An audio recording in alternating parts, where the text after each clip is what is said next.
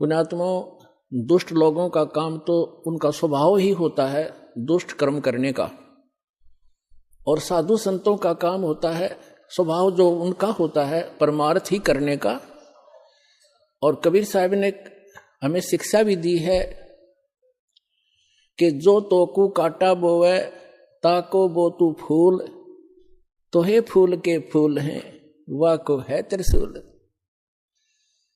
हमें परमात्मा कहते हैं कि आपको यदि कोई कष्ट देता है आप उसको कुछ ना कहो, परमात्मा पर छोड़ो, फिर देखना वो उसका कैसा रिजल्ट आपको देगा। जो तोकू काटा बोवे वाको बो तू फूल, और तोहे फूल के फूल हैं वाको है त्रिशूल। वो तो विधान है परमात्मा का, जो जैसे कर्म करेगा उसको फल तो मिलेगा ही मिलेगा। अब पुण्यात्मा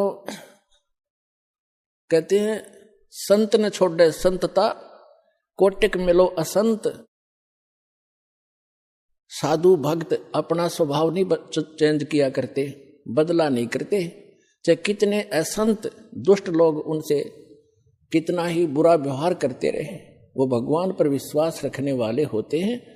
पुण्यात्माओं, आप परमात्मा पर विश्वास रखना।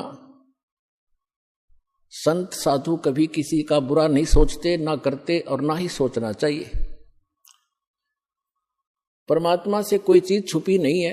यदि हम भगवान से डरने वाले हैं और हम परमात्मा कबीर जी को परमात्मा मानते हैं तो भगवान भगवान वाले काम किया करता है।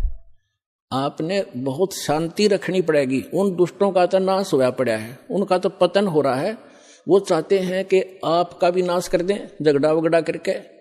आपने जो संयम दिखाया 9 अप्रैल सन 2013 में करोथा के अंदर, मेरी आत्मा गदगद कर दी। बच्चों, तुमने साधुता दिखाई।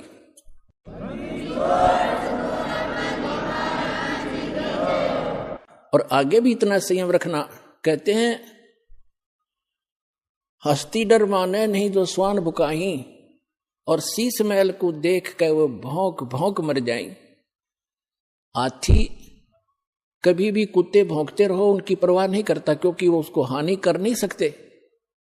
और जो कुत्ते होते हैं वो अपने दोस्त अपने जैसा ही शीशे के महल में, कहीं शीशे का महल बना हो, वो उस दर्पण के अंदर, उस शीशे के अंदर अपनी शकल देखकर सामने वाले को एक दुष्ट विरोधी मानकर वो कुत्ता अपनी ही परछाई सामने जो तस्वीर दर्पण में दिखती है उसकी तरफ भागता है भौं भौं करके कि तुझे मार डालूंगा, तू गंदा कैसे आ गया यहाँ पर।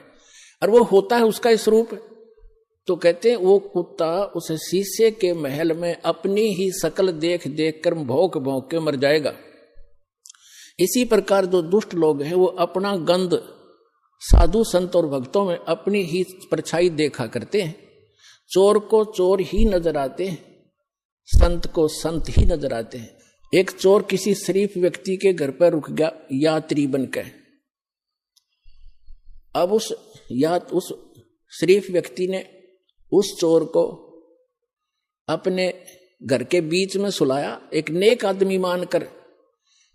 घर वाला सो गया निश्चिंत होकर के, खाना खुना खिला के, और चोर रात्रि में चोरी करके चला गया। अब उस नेक व्यक्ति को, वो स्वयं नेक था, उसको चोर दिखाई नहीं दिया वो, और एक शरीफ व्यक्ति चला गया चोर के घर पे, यात्री रात्रि में रुक गया। अब वो चोर सारी रात जागता रहा कि कहीं ये रात ने तेरी चोरी ना कर ले। और वो शरीफ आदमी खाकर खाना सामने सोया था और सुबह आराम से उठा, और चोर सारी रात जागता रहा कहीं रात ने चोरी ना कर ले जा, क्योंकि वो उस शरीफ व्यक्ति में वो दुष्ट चोर